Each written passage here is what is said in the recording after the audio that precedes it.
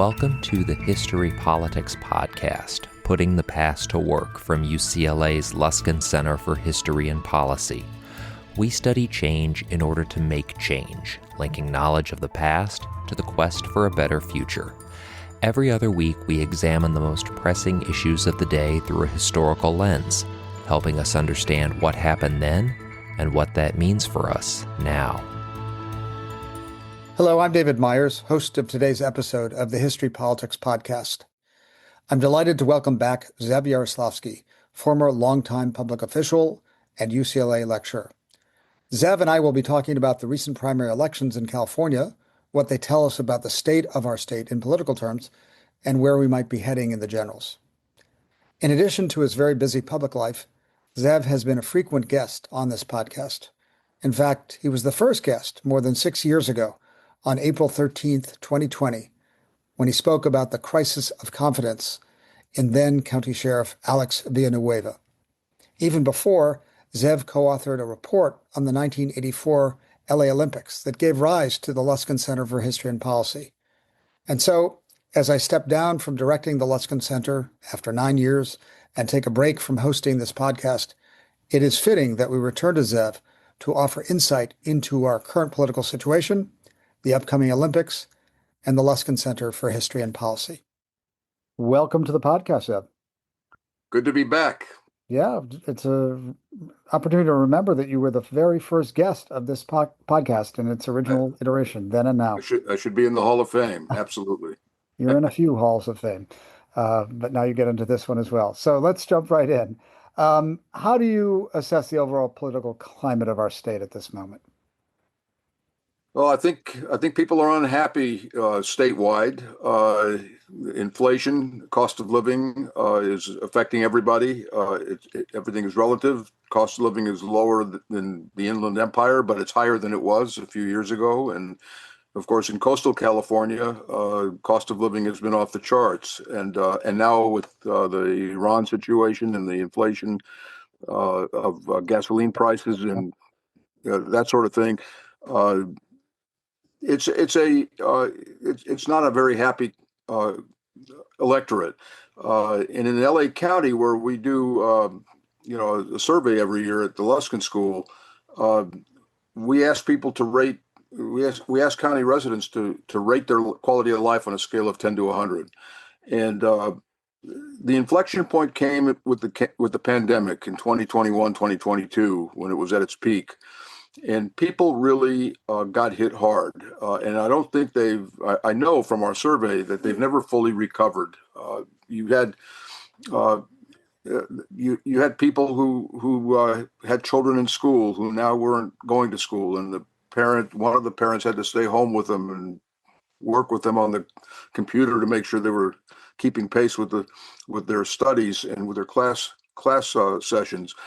You had people who lost their jobs and didn't get reimbursed for the loss of jobs. Some people did, and a lot of people didn't. You had people whose income has never recovered to what it was before the pandemic. And basically, in Los Angeles, let's talk for a second about Southern California. We've had a bad 5 years. The pandemic was one thing. The fires last year were a huge thing. The ice sweeps was another thing. And it was just when you thought you were going to, get your head above water and catch your breath, then you get hit with something else. And the impacts of all of these things, went well beyond the footprint of the events themselves. For example, the fires in Altadena and Palisades, of course, they hit the people hardest who lost their homes, and some people lost their lives. But it also impacted people who lost their jobs. Take a gardener, for example, who had a lot of clients in the Palisades or Altadena, and all of a sudden, no clients. And he lost a lot of income. A significant percentage of the people we surveyed countywide said they were impacted by a reduction in income as a result of the fire. I just want to say that I remember, 4 or 5 years ago, I remember you shared some of the findings of the quality of life survey, and the percentage of people who felt housing precarity was astonishingly high. A third of the residents of LA County. And this year you report that people's sense of the quality of their life is the lowest it's been in the 11 years you've done the survey. It's the lowest it's been this was the 11th survey. We started in 2016. This is the lowest it ever was. Uh, we asked people to rate their quality of life on a scale of 10 to 100. 55 is the midpoint. The first few years we had the survey, it was at 59. The first 2 years, it dropped to 58. These aren't percentages, these are values. So to go from 59 to what we had this year, 52, is a humongous drop. And it requires that in the 9 categories we survey, that virtually every category either has to stay the same or go down. And in fact, this year, 8 of the 9 categories that we survey, whether it's cost of living, jobs, your neighborhood, healthcare, education, the usual suspects, that 8 of the 9 categories went down, and 6 of the 9 or 6 of the 8 that went down hit the all-time low in that category. So yeah, And this was a monumental drop.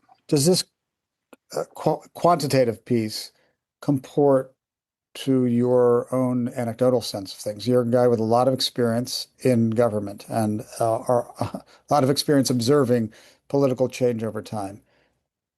Does this moment compare to anything that you can call to mind? I mean, does it seem, on the basis of what you've lived and observed, to be as bad as it's been? Well, I think it's bad. I think in the last 11 years since I've been back at UCLA, it's certainly gone downhill since I got there. I hope I had nothing to do with it. As to whether in my lifetime, what are the political implications for all this? Obviously, when gasoline goes up $1.50 a gallon, whether somebody can afford it or not, and a lot of people can't, it's a negative, and it frames your attitude about things that are going on. It becomes a kind of a metaphor for everything else that's gone wrong. So people are angry about the fires. They're angry about the streets not being fixed. They're angry about the lights going out and waiting 9 months for them to be repaired. But more importantly, the cost of living has gone up. The cost of housing has gone up, as we know. And despite the fact that the legislature has passed over 100 bills to promote more housing and more densification in urban areas, it continues to be the single most important factor in why people rate the cost of living the lowest category that we have. I mentioned that 50 is the overall survey result. When we break it down category by category, the cost of living was at 39. That's the all-time low of any category, including cost of living. And we ask people when they rate their categories, we give them 4 or 5 options. What is the primary reason that, the primary factor that informed your rating of this category? So in the case of cost of living, we'll say was it cost of housing? Was it taxes? Was it cost of household goods? Things like that. And cost of housing has always been the number one factor that informed people's rating of cost of living. So yeah, we saw this, and I will say that our survey was a kind of a canary in the coal mine, because in 2016 and 2017, the cost of housing was high, but it was on an ascendancy. The curve was getting steeper and steeper. And after the pandemic hit, one of the things that we found, and it's pretty obvious now to everybody who's done surveys, is that the people who were principally impacted and for whom the pandemic was the seminal event of their last few years, it was younger people, not the youngest, but the people between 30 and 39 years of age, that demographic, and especially white people who were between the ages of 30 and 39, they are the people who feel they have been screwed the most in this period of time. And there are reasons for that. When you're between 30 and 39, you're too old to be living with the parents, so you got to go out and find your own apartment. You're in the middle of building a family. That's another thing that's going on when you're between 30 and 39. Yeah, you may be starting a family, you may have kids, they may be going to school. And if you're an Anglo, you might have had an income that was up here, you may have been making $120,000 a year or $150,000 a year as an attorney, as an entry-level attorney. They actually make a little more now. A lot of them lost their jobs during the pandemic. They were never hired back, and so their drop was more significant than people who were already at the low end of the economic spectrum. It's a fascinating irony of what's happened. But generally speaking, everybody is anxiety ridden over cost of living in the immigrant community or people who look like immigrants. The sweeps have been horrendously destabilizing in their lives. There are people, I'm sure you know them too, who won't leave their house or who won't leave their house without their passport if they have a passport. And so you have all of these pressures on people that they haven't recovered yet completely from the pandemic. Now ICE is sweeping through the communities. Then you have a fire that may or may not have impacted you directly, and even if it's indirectly, people who inhale that smoke for 2 days. It was so dark in my neighborhood in the Fairfax area that birds stopped chirping. They thought it was nighttime. It was like a solar eclipse, and it was all of these impacts that people had, and so when you look at it from a political point of view, through a political prism, why are people so unhappy? Well, aside from the fact that they don't get their street lights fixed quickly, because there may be a homeless encampment near their neighborhood, aside from all of that, more fundamental issues like I can't afford to live the way I was living before. Cost of gasoline. My gardener uses a pickup truck. When the price of gasoline goes up, his cost of doing business goes up, and so forth. Yeah, I just want to pause here to commend to our listeners a report produced by our colleagues at UCLA from the Latin Policy and Politics Institute called Sueño Incompleto. It's a study of the yawning gap in income between Latinos and the white American population. A really compelling statistical and historical analysis that relates to some things you were talking about. But maybe let's turn our attention now to the state races and the race for governor. And I'm particularly interested in hearing what are we to make of Steve Hilton's second place finish? What is this? Is this a shot across the bow to Democrats in the state of California, or simply a reminder that there are a few Republicans sprinkled across our blue state? I think it's more the latter. It would have been very surprising if there were two Republicans who ended up in the top two, which there was a concern about that for quite a few weeks because there were so many candidates, serious candidates or quasi-serious candidates on the Democratic side, that they were splitting up the vote. So the two people, Hilton and the Riverside Sheriff Bianco might have ended up in the top two. No, I think there are a couple of factors, and we don't have to look too deep to understand this. Trump endorsed Hilton, and in the Republican primary or the Republican portion of the nonpartisan primary, Republicans, as we know from across the country, and we know it here too, that when Trump endorses somebody in a Republican race, that's a huge boost to that candidate. And Hilton got Trump's endorsement. Bianco didn't have the resources or the public relations know-how to get himself out in front of the voters the way Hilton did.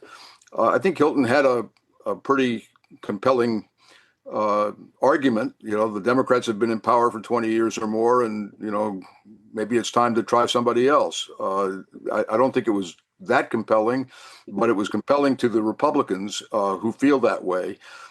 So I don't think that Hilton has a snowball's chance in hell of becoming governor of California. Let me just ask you while I have you, because you're also a student of principles of good governance, and I'm wondering what you think of the nonpartisan primary system. Well, there are pluses and minuses, and I hate to sound like a lawyer on the one hand and on the other hand, but there are pluses and minuses. What are the pluses? When you have a partisan primary where only Democrats and Republicans can vote for their party candidates. You tend to get more. You tend to nominate people who are more on the extremes of those parties. The people who vote in primaries historically are people who are more politically active, whether they're young or they're old, mostly older people and middle-aged people, but also more ideologically motivated people tend to vote in primaries. So one of the reasons, or the main reason, that the people who put that nonpartisan primary up on the ballot to amend the Constitution was to give people in the middle of the political spectrum a shot.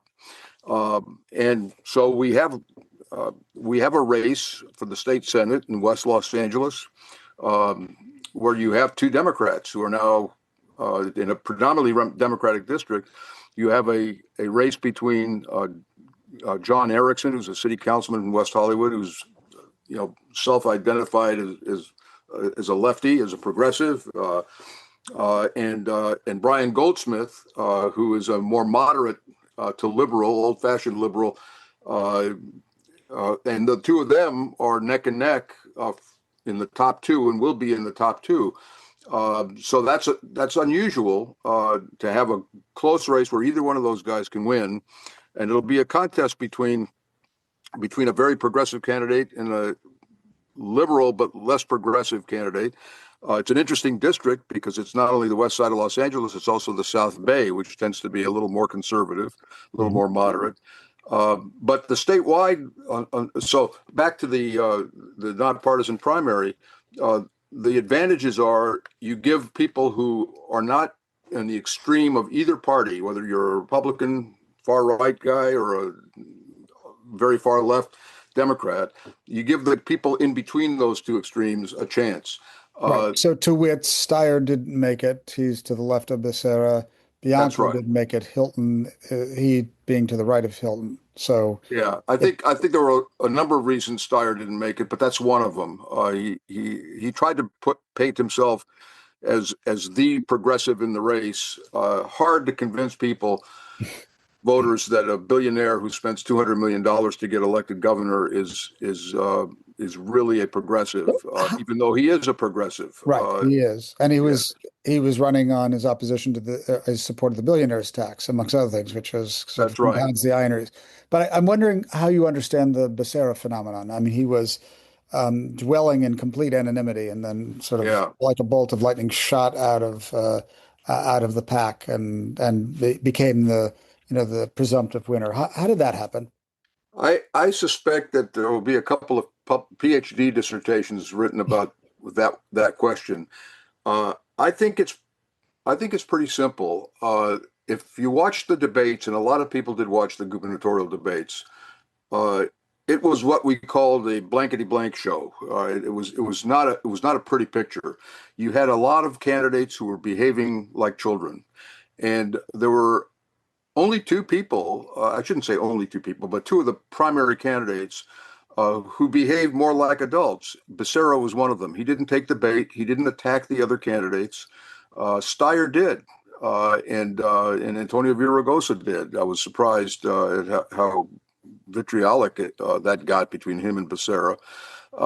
And even Hilton, in his attacks on the other candidates, were more on attacks on policy and history and the political history of the last 20 years than it was a personal attack on people. Becerra did not get into the gutter with everybody else. And so if you paid attention to what people were saying about the debates, people were appalled at the nature of them. I mean, it's so rare that debates are dispositive. Do you really think that? I do think they were not that everybody sat and watched the debate for an hour and a half or 2 hours, but the snippets that they saw on the news, those snippets were of the catfight that was going on. So whether you were Kate Porter or Steyer or even Mahan, who was supposed to be the well-behaved moderate, the Messiah, and he ended up getting into the gutter, and I think that did not do him very well. So at the end of the day, Becerra was the cream that rose to the top, and he was somebody that they could envision. And by the way, he got 20, 25, something like that percent. It's not like a landslide, but in that kind of a crowded field, I think that made a difference. People say, well, when Swalwell dropped out, everybody, a lot of people gravitated to Becerra. I don't think he was already moving before Swalwell dropped out of the race, before that became a public issue. Becerra, I've known Becerra for a long time. Worked with him. He was in Congress and the Ways and Means Committee, and I was on the Board of Supervisors in healthcare. Much of the healthcare legislation goes through the Ways and Means Committee, so we worked pretty closely together. He's a very smart guy. He's very cerebral. He's not a polemic type of person, and which makes it all the more interesting that he rose to the top. And I think people, and we'll find out. Look, he's never been a politically he has never held a political office that was an executive office. He was head of the Department of Health and Human Services, but that's he was really isn't that presiding over a huge bureaucracy?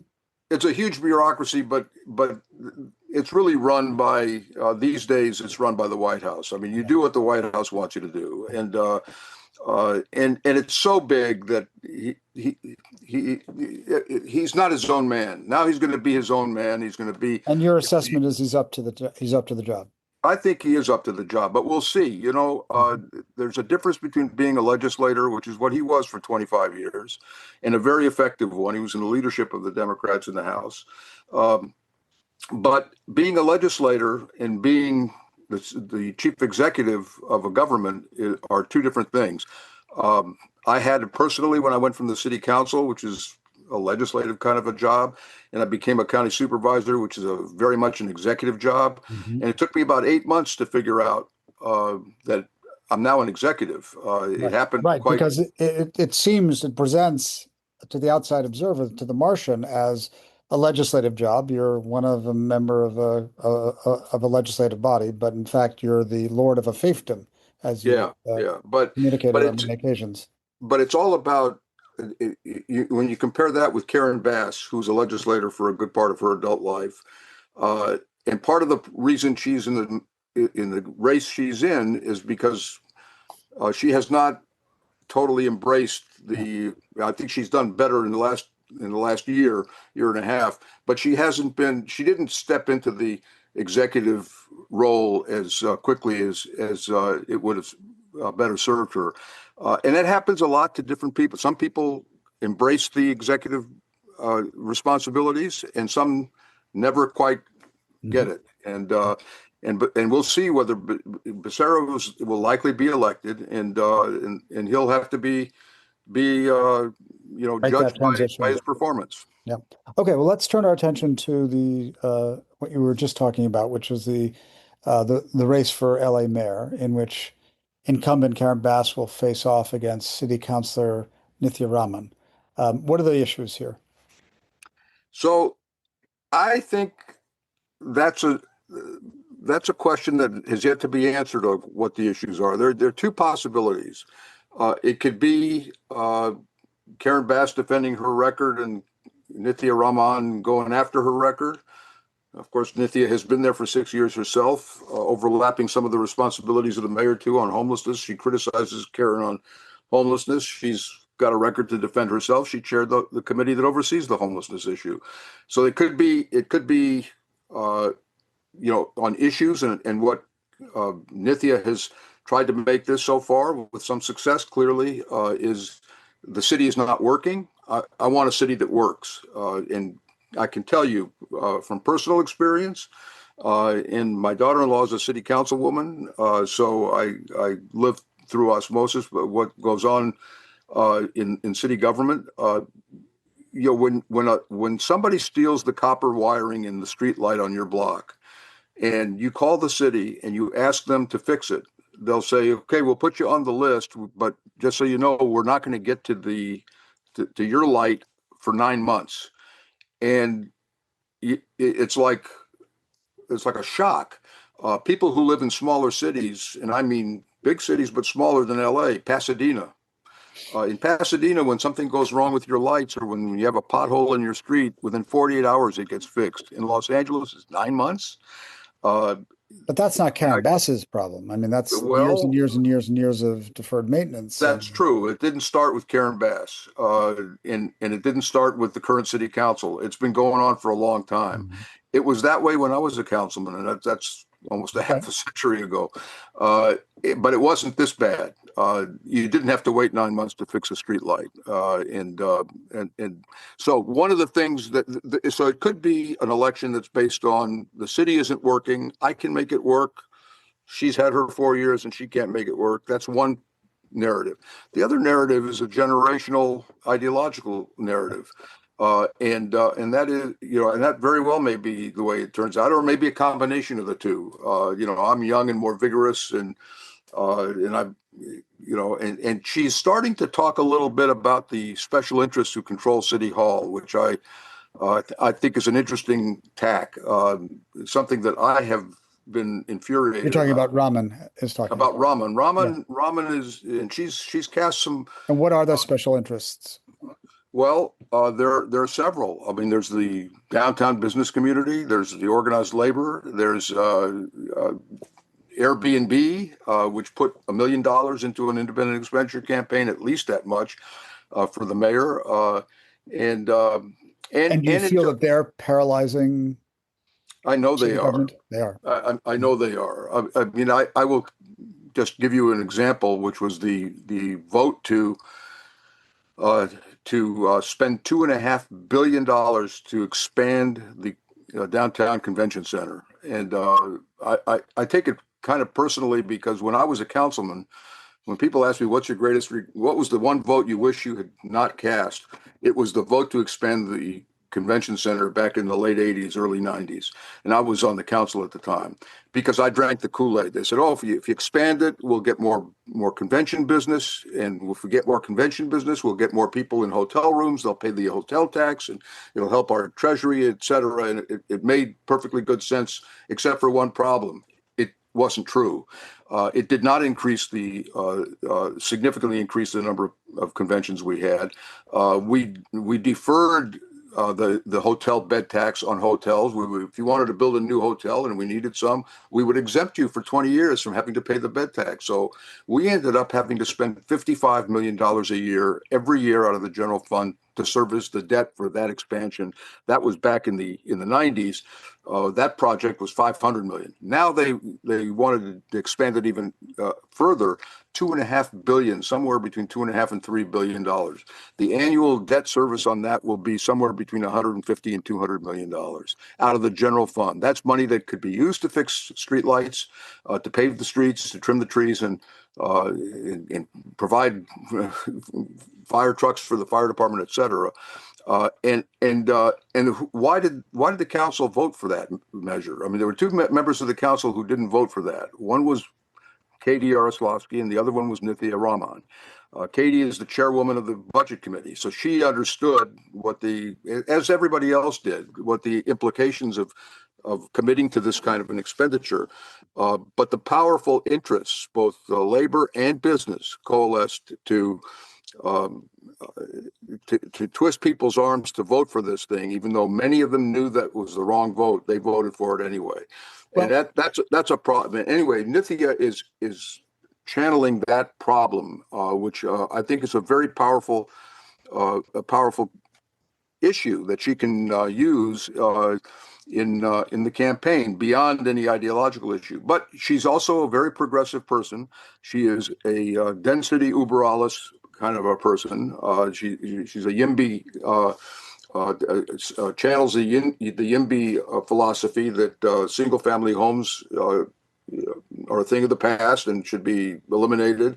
I'm maybe exaggerating a little bit for illustrative purposes, but basically that's it. She supported the legislation that that basically put most of the single family neighborhoods in the flatlands of Los Angeles in jeopardy, and I think there was a nuanced way to approach that, which the state legislature was not interested in doing, and So I think she's going to have to answer for that to some degree.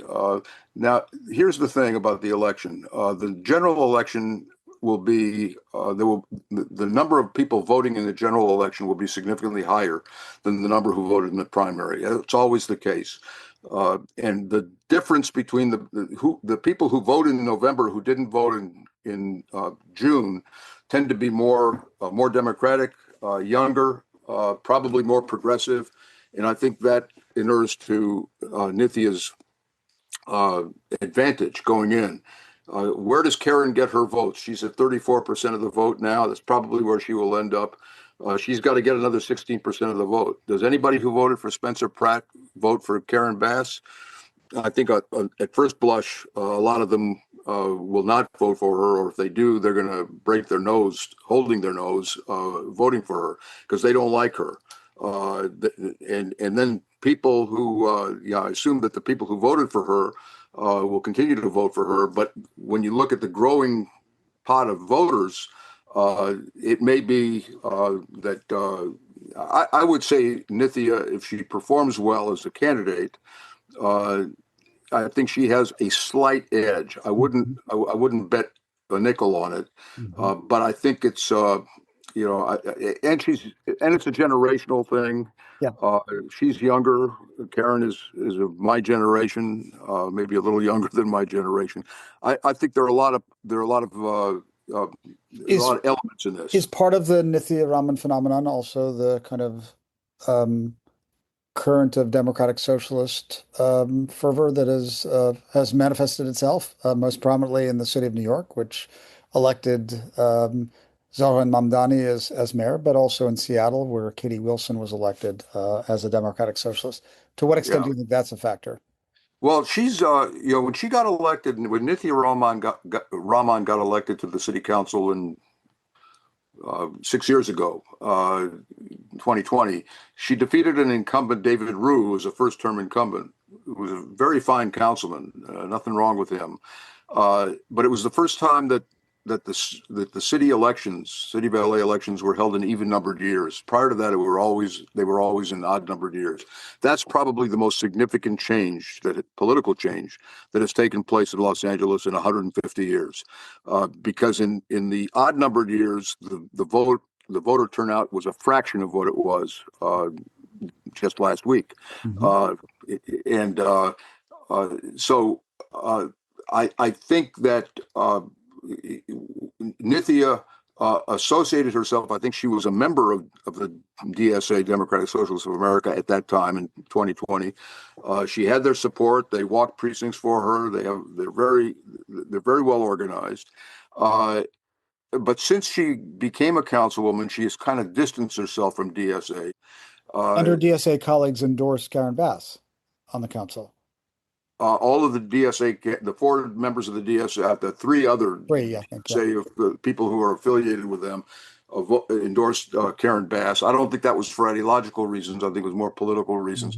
But they did, and not a single member of the city council endorsed Nithya, and I don't expect that any of them will.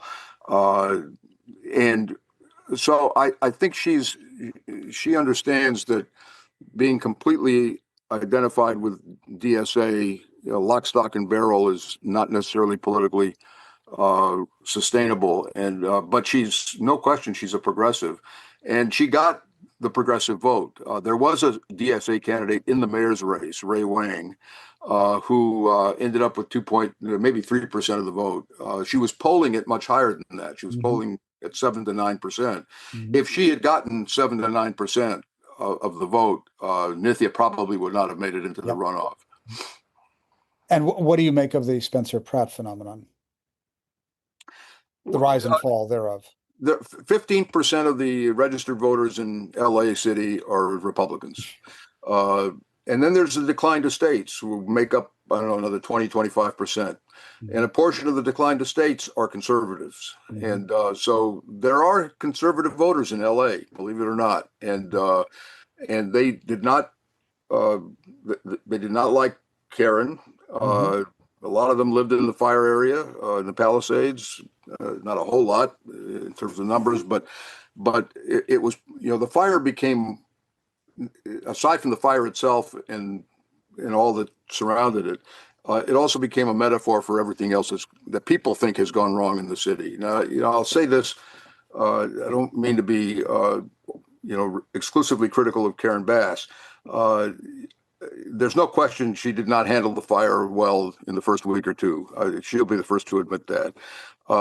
But the mayor gets no credit for the things that go well, but will get all the blame for anything that goes wrong. I remember, and this applies to most politicians, when I first got sworn in as a city councilman in 1975, the council president said at my swearing in ceremony, "Today you get sworn in, the rest of your career you get sworn at." And there's a lot of truth to that. And so I think that the mayor has gotten more blame than she deserves, and no credit for what she's done on the homeless front, for example. And in fact, she gets criticized on the homeless issue because there's been a waste of money, there's fraud, there's this. I say tongue in cheek, but I don't think it's that much of tongue in cheek. If she finds a cure for cancer in the next 3 months, the criticism will be, "What took you so long?" But nonetheless, Jesse Jackson you're handicapping. You're giving a slight edge to Nithya Raman. Yeah, I am because the demographics of the electorate are going to be to her favor, at least on today's facts, and Karen has a record to defend, and the question is going to be: Can Karen define who's going to define whom first? And Karen came out of the starting gate right after the election, saying, she wants to defund the police. Nithya wants to defund the police. She wants to allow people homeless people to camp out in front of schools and churches and synagogues and mosques. That's not exactly what she believes now. I mean, she did take a pretty left-wing position back in 2020. I think the reality of being a councilwoman and representing people and understanding what the downsides of having encampments in front of a school with people using needles and narcotics and stuff, that maybe there are some places where we don't want to have that. And she's moderated her views on that somewhat. She's going to have to do that in order to win, because the single biggest issue, other than the cost of housing in Los Angeles, is the homeless issue. And that's, our survey has shown that. Every survey has shown that. When you ask people on homelessness, 85% of the people will say that's my number one concern.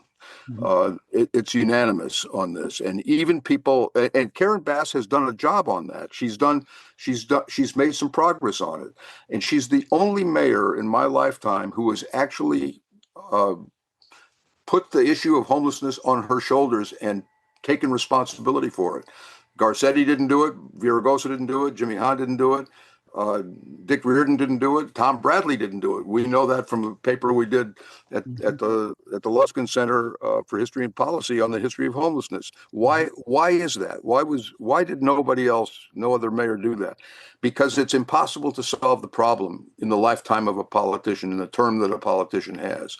And so the politician ends up making, I think, the wrong mistake, the wrong choice, the mistaken choice of saying, since I can't solve it, if I take it on and I don't solve it, I'll be viewed as a failure. So I'm not going to touch it at all.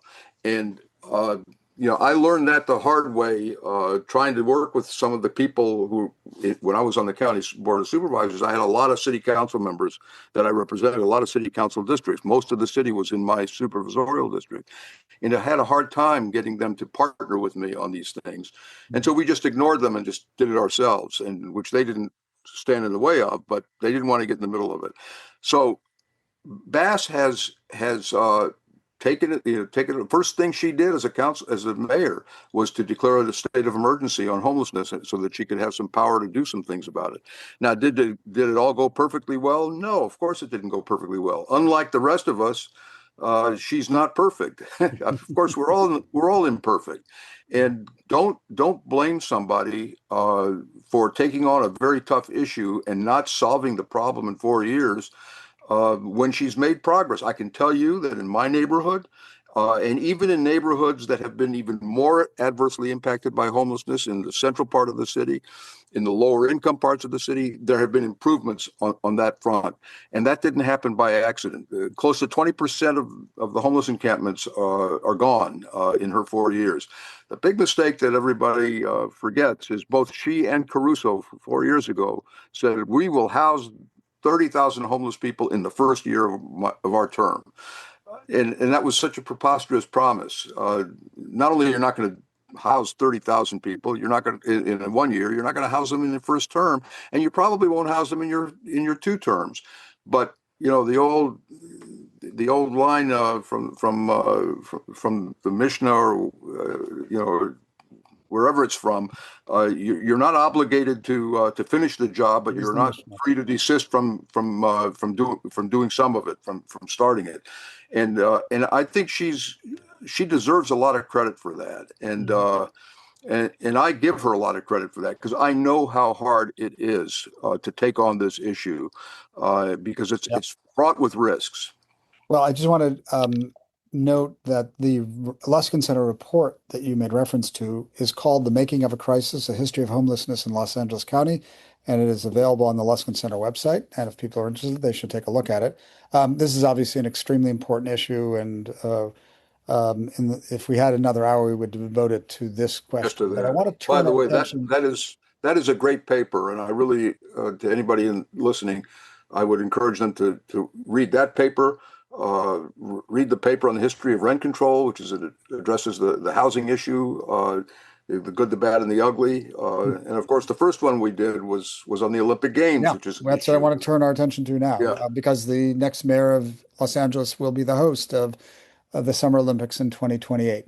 Do you think we're ready for the Olympics? I don't know. I know that we are physically ready for it in terms of the venues and things of that sort. The beauty of LA is that let's just compare 1984 to the present.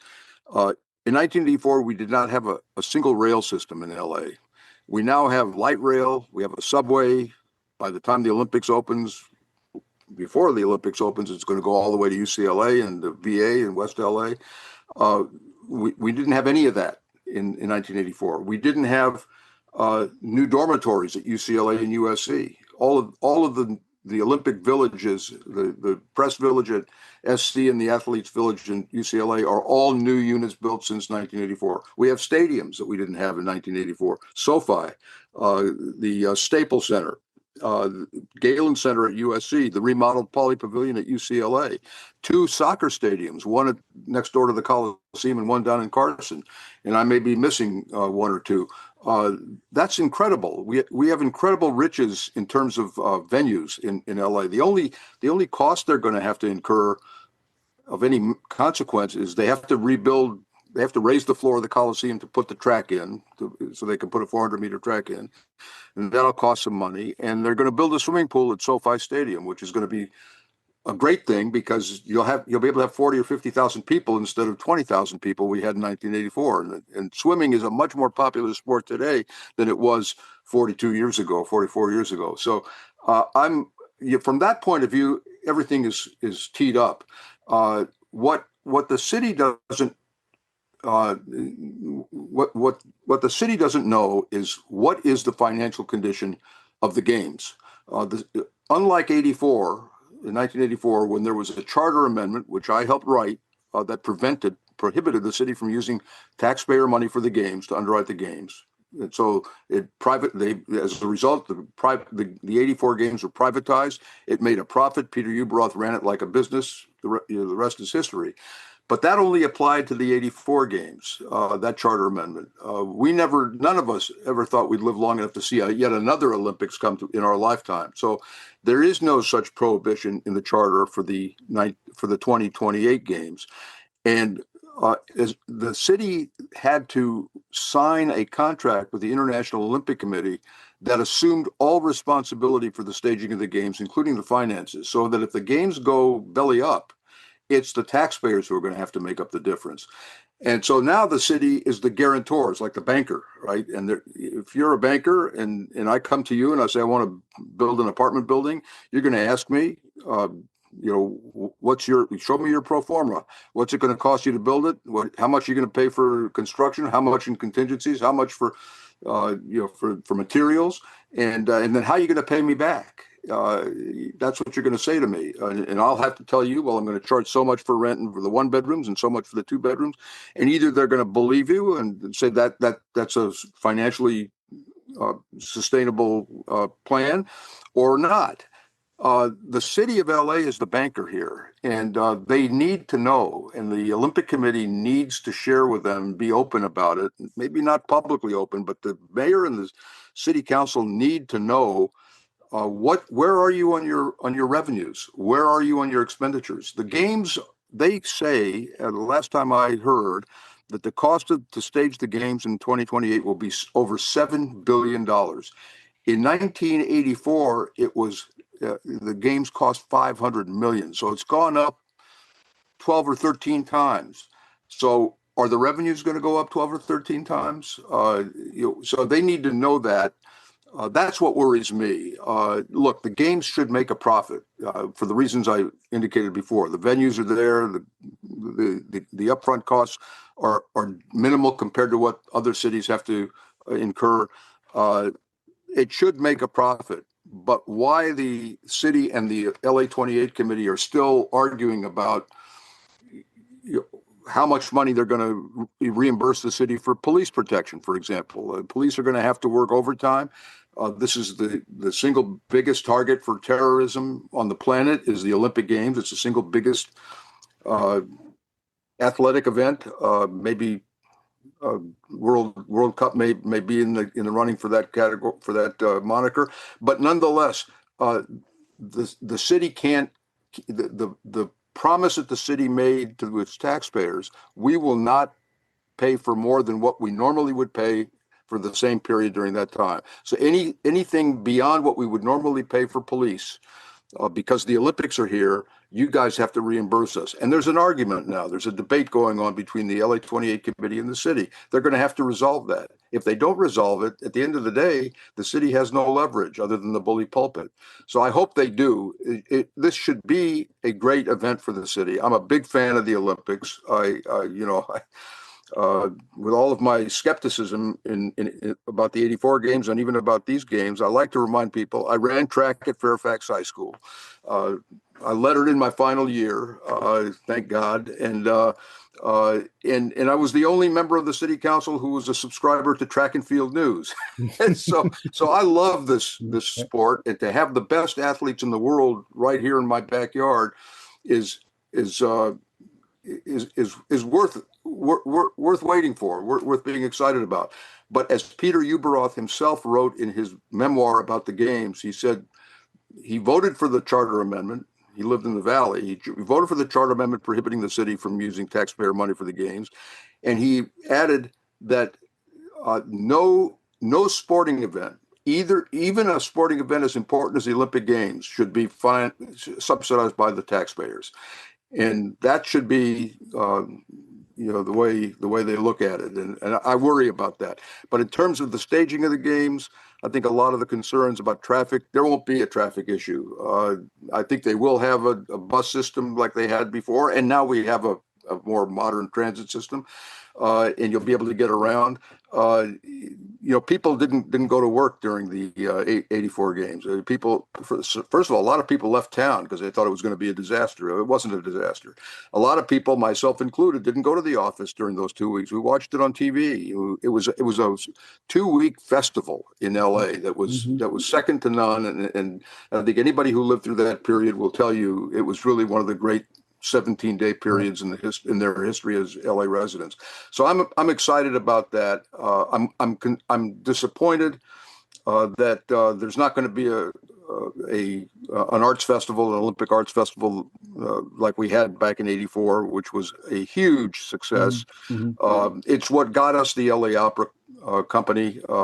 Placido Domingo was here in '84, saw what was going on, the arts festival, and he realized he was informed that there was no opera company in L.A.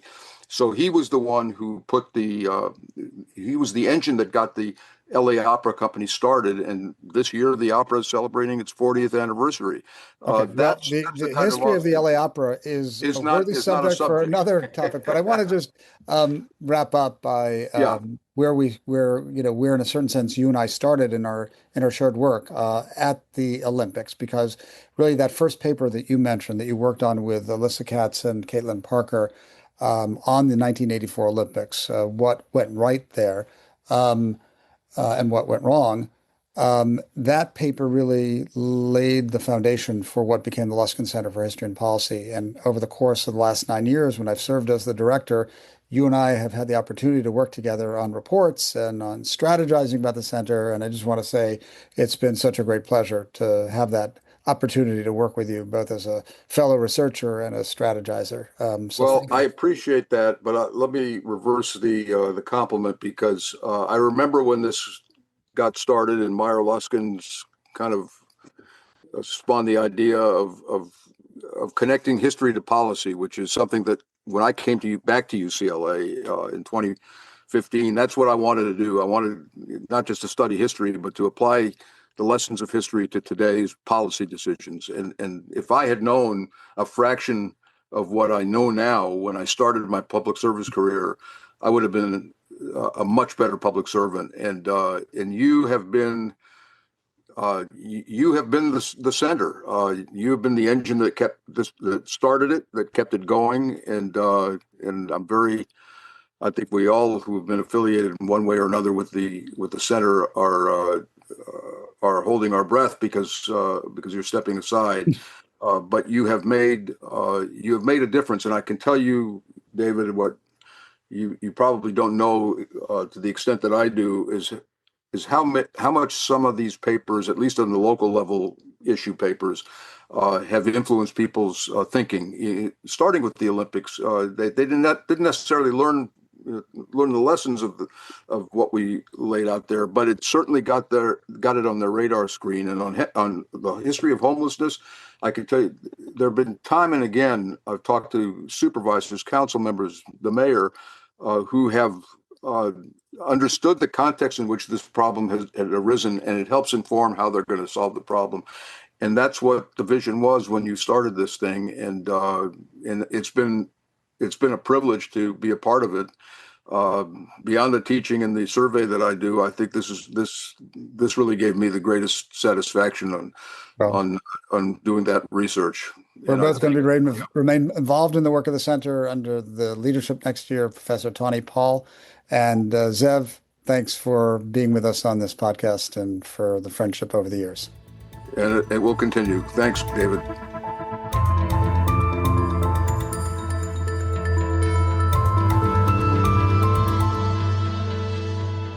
Thank you for listening to the History Politics Podcast, Putting the Past to Work, from UCLA's Luskin Center for History and Policy. You can learn more about our work or share your thoughts with us at our website, luskincenter.history.ucla.edu. Our show is produced by David Myers and Rosalind Campbell, with original music by Daniel Reichman. Special thanks to the UCLA History Department for its support, and thanks to you for listening.